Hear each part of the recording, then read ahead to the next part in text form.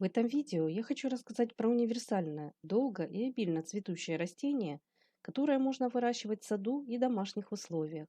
Оно отлично подойдет для декорирования самых разных мест на участке, на вашей террасе, балконе и даже в домашнем интерьере. Речь пойдет про вечно зеленую многолетнюю лиану лофас, научное название которого лофоспермум стыдливый или краснеющий.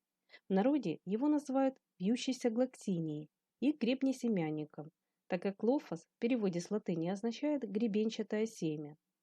Хотя его и сравнивают с цветами и опушенными листьями глоксинии, но эти растения принадлежат разным родам.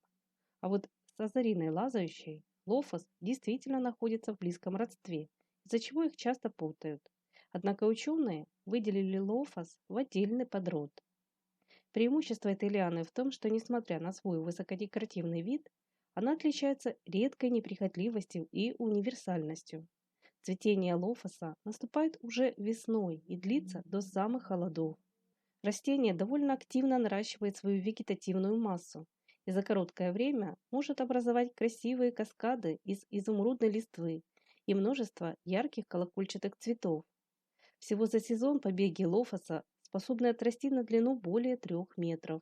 К тому же это растение можно выращивать как на улице, так и в домашних условиях.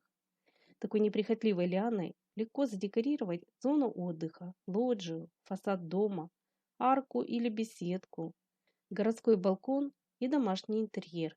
Лофас будет хорошо расти на открытом воздухе и в комнате. Единственное, что не стоит вывешивать кашпо на палящем солнце.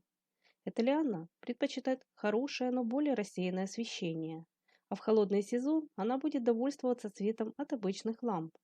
Поскольку лофас родом из Северной и Центральной Америки, морозные зимы в открытом грунте он не перенесет.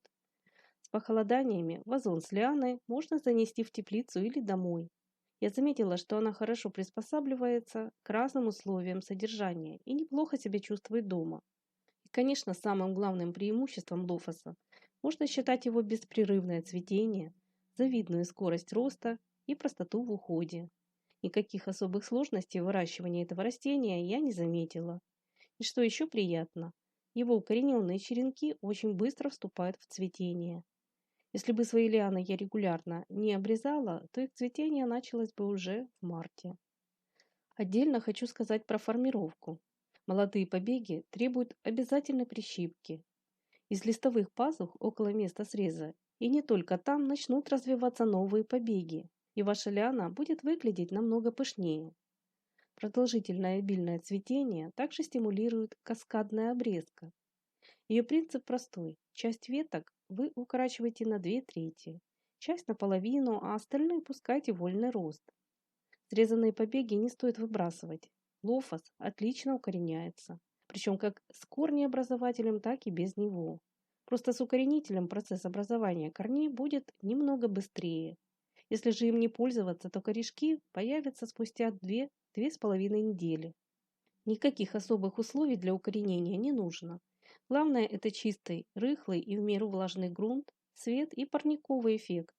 Последний можно создать, используя обычные пластиковые емкости.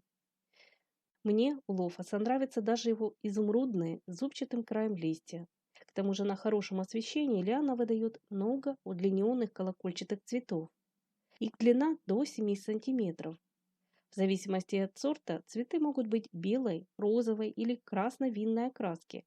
Последний сорт называется Wine Red, что в переводе означает красное вино.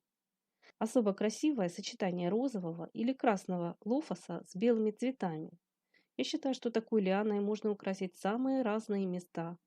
Она очень хорошо дополняет многие цветочные и декоративно-листные культуры. Из лофоса получаются интересные ампельные композиции и подвески. Если вы подбираете для себя очень неприхотливое, универсальное и долгоцветущее ампельное растение для высоких горшков, подвесных кашпо, балконных ящиков и обычных вазонов, из которого за короткое время можно создать эффектный каскад, лучшей лианы, чем лофос, сложно найти. Вазон с лофосом можно подвесить около дверного проема или карки. Чтобы ветви растения эффектно свисали, его также можно поставить на полке. Кроме всего, эту красивую, быстрорастущую лиану формируют на разной опоре. Из дополнительных преимуществ лофос имеет завидный иммунитет к разным болезням и вредителям. Он также устойчивый к временной засухе. Еще хочу добавить, что многие говорят, вроде бы его нельзя опрыскивать. Я много раз опрыскивала его по листьям, и никаких повреждений на них я не замечала. Но на солнце вот такую процедуру проводить нельзя.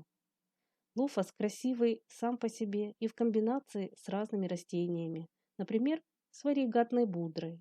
Только в этом случае им потребуется более объемный горшок. Пудра – это еще один стойкий и неприхотливый представитель самых быстрорастущих ампельных культур. Если вам необходимо за короткие сроки вырастить пышные водопады и подвески из эффектной пестрой листвы, обратите внимание на будру. В отличие от дихондры, она намного проще в уходе, может расти на солнечном расположении и в притенении. Отлично подходит для оформления зон отдыха на улице, парадного входа в дом, террас и балконов, а также самых разных мест в домашнем интерьере и в саду. Кстати, если вам нужны саженцы лофоса или варигатной будры, обращайтесь. У меня есть разные варианты от небольших укорененных черенков до более крупных и пышных растений. В наличии есть розовый, белый и красный лофос. Кто захочет приобрести эти растения, напишите мне в комментариях под видео. Лофос подойдет для выращивания даже неопытным цветоводам. При желании вы сможете его легко размножить черенкованием. На теплый сезон вазон можно расположить в саду, на террасе или на открытом балконе. Лофос станет расти даже на комнатном подоконнике. Эту лиану также можно формировать вверх или в стороны, направляя ее по опоре. Поскольку вьющаяся глоксиния цветет очень долго и обильно, ее необходимо подкармливать. Я использую удобрение 18-18-18 или 20-20-20. Проливаю уменьшенной дозировкой по влажной земле не реже одного раза в 7-10 дней. Зимовать лофос должен там, где не будет минусовой температуры. Осенью побеги обрезают, оставляя примерно 20 см. Вазон переносит в более прохладное светлое место с температурой около плюс 15-18 градусов. Поливы сокращают. А весной растения лучше пересадить в свежий грунт. С помощью такой лианы вы легко украсите самые разные места в саду и не только. Ее яркое цветение будет радовать вас долгие месяцы, даже при самом простом уходе. Если вам нужны саженцы лофоса, варигатной будры, петуний и других садовых и комнатных растений, пишите мне в комментариях. Не забывайте также подписываться на наш канал, делиться своим опытом и знаниями. А если это видео было вам интересным, не забудьте, пожалуйста, поддержать нас своим лайком. И до новых встреч в нашем добром саду.